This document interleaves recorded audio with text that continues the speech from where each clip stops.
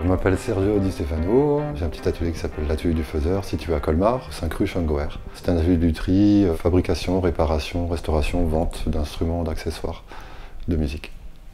Principalement axé sur la guitare, banjo, mandoline, tout sauf tout ce qui est quatuor.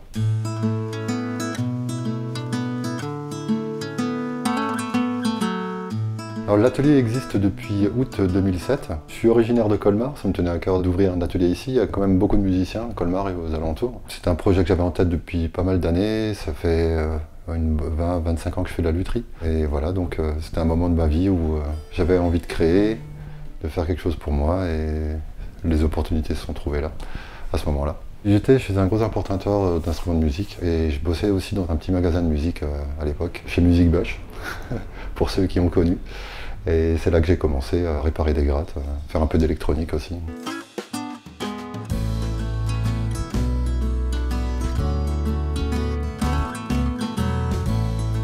Pourquoi la guitare? Parce que j'aime beaucoup et j'ai même commencé à régler des grattes avant de savoir en jouer. Enfin, je suis pas un virtuose non plus, mais j'ai commencé plutôt à réparer des grattes avant. Je suis venu à réparer, c'est vraiment par passion, quoi. Je suis autodidacte dans les instruments de musique que je fais, enfin que je joue, et dans la lutherie aussi, donc c'est vraiment par passion, quoi.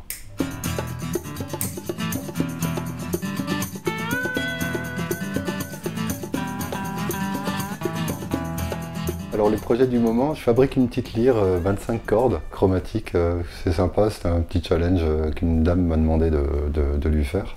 Peut-être qu'il y en aura d'autres par la suite.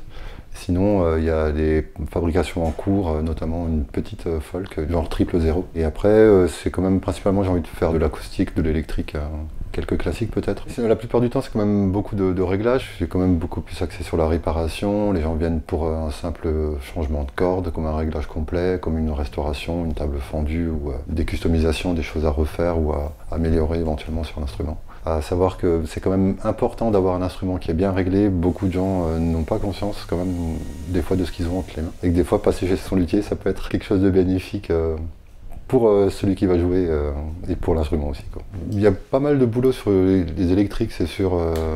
L'électronique va jouer beaucoup. Sur les guitares acoustiques, il y a quand même énormément les essences de bois. Celui qui la fabrique, voilà, dans les règles de l'art, ou plus ou moins. Il y a quand même énormément de contraintes, d'angles, beaucoup de choses à respecter qui font qu'un instrument sonne plus ou moins bien.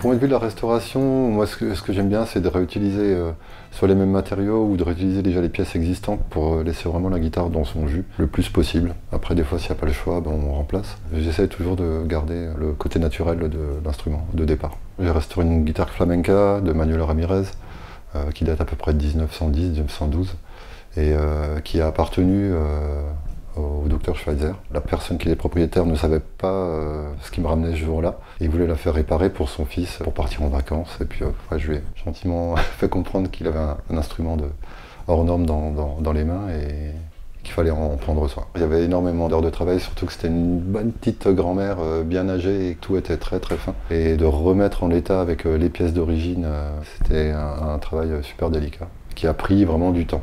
Mais c'était un plaisir, carrément. On pouvait ressentir un peu l'histoire, le passé, même le luthier qui a travaillé dessus. Elle me parlait beaucoup. Le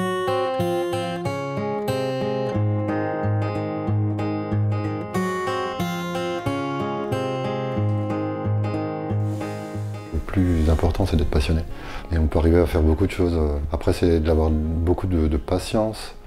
C'est génial parce que même si un instrument, bon, en soi c'est pareil, une électrique c'est une électrique, une acoustique c'en est une acoustique, mais c'est toujours différent. Il y a des milliers de marques différentes, il y a toujours d'autres réparations, il faut toujours fabriquer des petits gabarits pour s'adapter à l'instrument.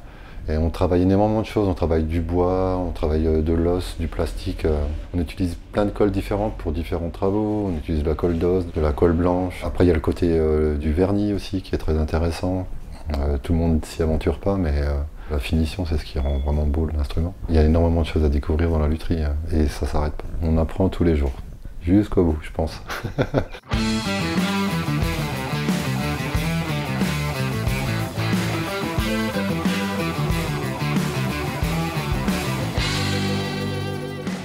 vrai que les luthiers guitare n'a pas beaucoup en France, mais je trouve que ces dernières années, là, ces 10 dernières années, il y a quand même beaucoup plus de jeunes, de gens qui se lancent à fabriquer des guitares. Et je trouve ça bien. Les gens peut-être se rendent compte aujourd'hui que pour le prix qu'on peut avoir dans une grande marque, on peut aisément en faire fabriquer une chez un luthier, qui sera d'autant plus authentique et beaucoup plus personnel.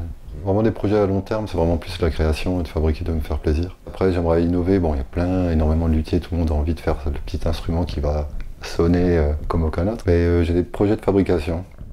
Ça prendra peut-être du temps, encore quelques années, je sais pas. Mais j'aimerais innover, enfin.